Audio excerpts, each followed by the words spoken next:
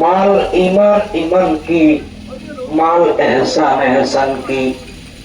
একের পর এক প্রশ্ন করে নবীজি উত্তর দেয়। মানুষগুলির উপর দিয়ে আসছে, আয়েশা নবীজির হাঁটু মুবারকের সাথে হাঁটু লাগাইছে।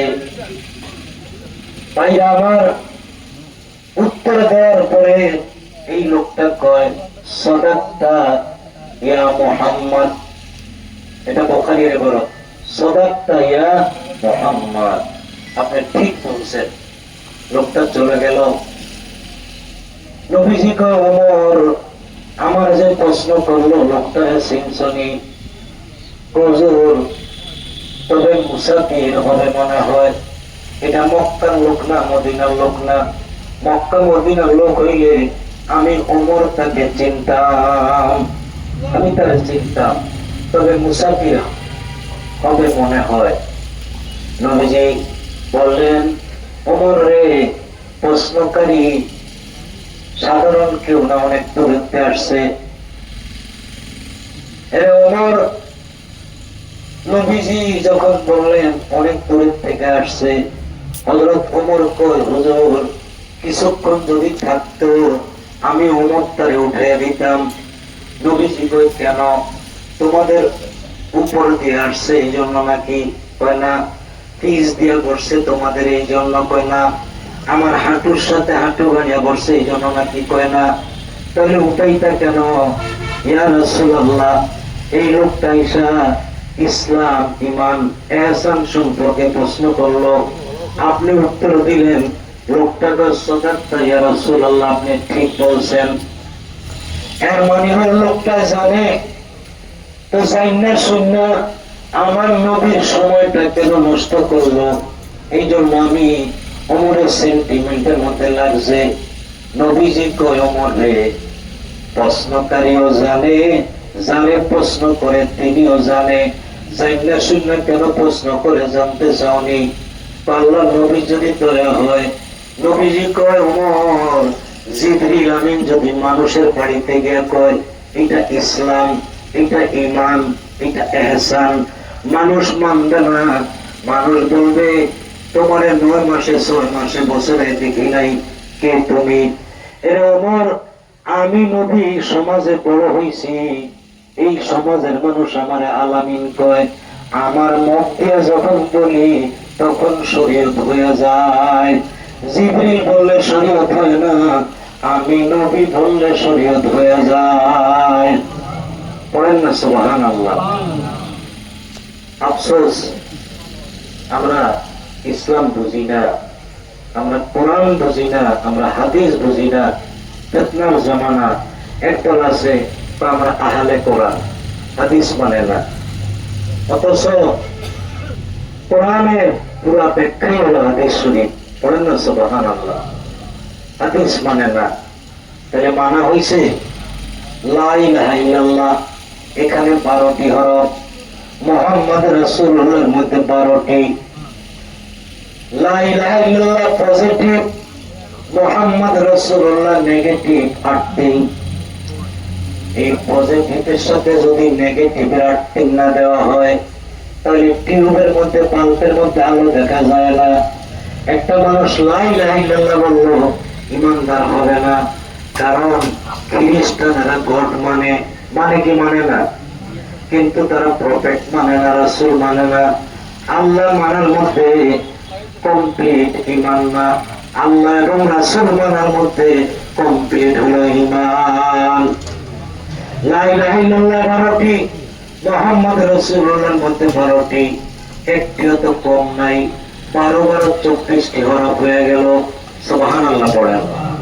আরো মজার কথা, একটা মানুষ যদি মুহাম্মদ রাসূলুল্লাহ বলতে থাকে, রাসূলুল্লাহ লাম খাড়া জবর গোল একটা হে আছে, রাসূলুল্লাহর মধ্যে আল্লাহ আছে। রাসূলুল্লাহর মধ্যে কি আছে? কার রাসূল? আল্লাহ রাসূল। রাসূলুল্লাহ সত্য বললে, উচ্চারণ করলে ইমানদার হয়ে যায়। পড়েন না সুবহানাল্লাহ, পড়েন আলহামদুলিল্লাহ। আল্লাহ আপনি আমাদের জ্ঞান দান করেন, মহব্বতে করেন, আমিন।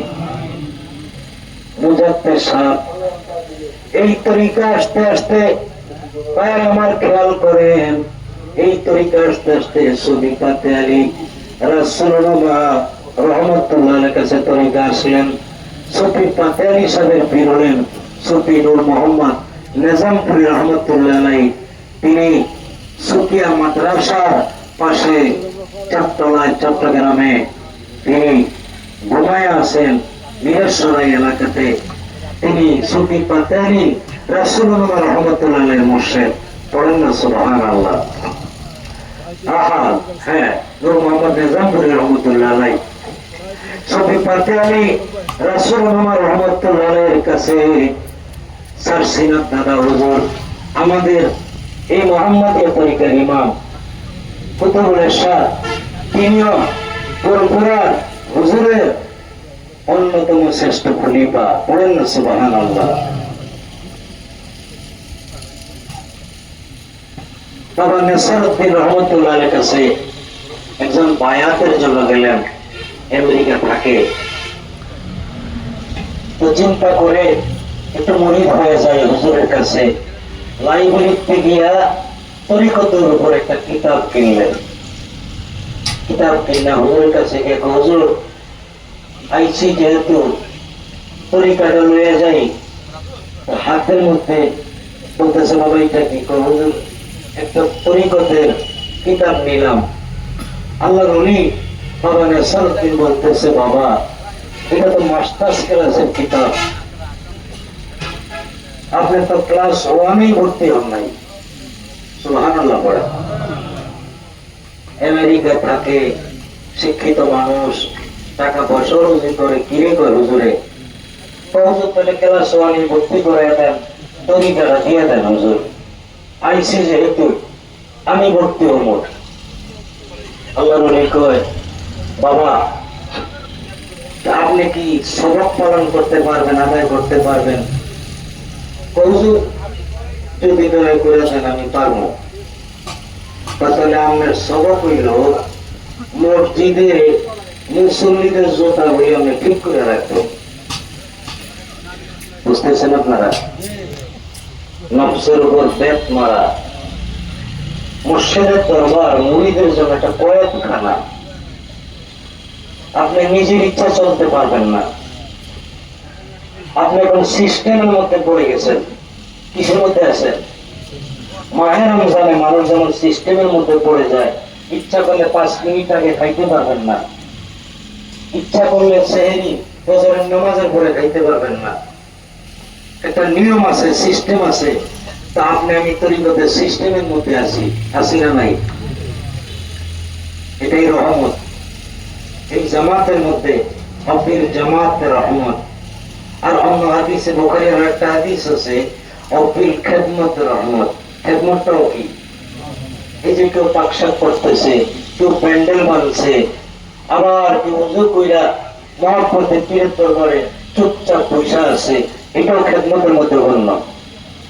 বিশৃঙ্খলা করলে সেখানে রহমত থাকে না। তো হুজুর বললেন, আপনার সবক হইল মুসল্লিদের জুতা ঠিক করুন। চিন্তা করে শ্বশুর বাড়িতে আইসি, এলাকার লোকেরা ধনী মানুষ জানে, এমন এক সবক দিছে, তা মানুষের জুতা ঠিক করতাম। আর জুতা তো সবগুলা পছন্দের না। অনেক জুতা আছে দুর্বল, কুত্তা মুখ দিবে না, এরকম জুতা আছে না? দেখেন কোন জায়গায় সবক দিছে। অর্থাৎ এই যে নফসে আম্মারা, এটার উপরে এমন ব্যাগ দিছে। চিন্তা করলো আল্লাহর ওলি যেহেতু বলছে, ঠিক আছে হুজুর, এই সবক আমি আদায় করবো। জান বাবা, আল্লাহর ওলির কথা শুনে মসজিদে গেলেন। আমরা তো জুতা ঠিক করুন দূরের কথা, আরেকজনের সৌন্দর্যটার উপরে লোকটা দেওয়া জুতাটা থুইয়া ওই জুতাটার ব্যাগ যদি বিরাদার মসজিদে ঢুকিয়ে আসে না পাড়ায়া, এটা হইল হামসে বড়া কম হ্যাঁ, এটা তো নিকটের মধ্যে পড়ে না। ইসলাম সুন্দর, আল্লাহ সুন্দর, Allah is beauty, beauty is love. আর বুখারী শরীফের 10 পৃষ্ঠার মধ্যে হাদিসটা দেখলাম, বলেন নবী সাল্লাল্লাহু আলাইহি ওয়াসাল্লাম, আল্লাহু জামিল ওয়া ইউহিব্বুল জামাল। আল্লাহ নিজে সুন্দর, সুন্দরকে আল্লাহ পছন্দ করে। একজনে তো হুজুর আল্লাহ সুন্দরটা পছন্দ করে, এই জন্য নামাজ পড়ে আসার সময় সুন্দর জুতাটা চুরি করে লইছে, সুন্দর জুতা লইয়া যায়। কি নামাজ পড়লো, এই জুতা দিয়ে যদি 41টা বাড়িও গালে দেয়, তারপরেও তো আপনার কি বলে এই গুনাহ মাফ হইতো না। জুতা ঠিক করণের সবক দিলেন আল্লাহর ওলি বাবা নাসিরউদ্দিন। যেহেতু আমাদের সাথে তরিকতের একটা কানেকশন আছে না নাই, আমাদের সাথে কানেকশন আছে, আর ওনাদের তো খেদমত আছে। এশিয়ার বিখ্যাত সারসিনা, দারুস সুন্নাহ, কামিল মাদ্রাসা, লক্ষ লক্ষ আলেম বাড়ি হইতেছে, কি বলেন ঠিক না? বিশাল খেদমত। তার কি খেদমত? ফসল ফলানো উদ্দেশ্য, নাম বল ধরে রাখছে, উদ্দেশ্য ফসল ফলানো। গাছ বাঁচতেছে আরেকজনে, ফসল ফলানো। আইল বানতেছে, উদ্দেশ্য ফসল ফলানো। জমিনে সেচ দিতেছে, পানি দিতেছে, উদ্দেশ্য কি? তারা এই দিনই প্রতিষ্ঠান করছে, এটাও ইসলামের খেদমত। কারণে জিকির দিতেছে, এটাও ইসলামের খেদমত। দাড়ি দিয়া, টুপি দিয়া, জুব্বা দিয়া, এক একজন এক এক ভাবে পাগড়ি দিয়া খেদমত করতেছে। আল্লাহ প্রত্যেকের খেদমত যেন কবুল করে, বলে না আল্লাহর ওলির কাছে তরিকা নিয়া এখন সবক জুতা ঠিক করবে। হুজুর হুকুম মাইনা হয়েছে, যেই মাত্র জুতার মধ্যে হাত দিবে, উপরে থেকে দমক আসছে, খামোশ, দাও। আওয়াজ আসছে, তোমার নাক সোজা হয়ে গেছে, জুতার মধ্যে তোমার হাত দিতে হবে না। তরিকতের রাস্তায় আসলে তরিকতপন্থী মানুষ, তাদের অবস্থাটা কি?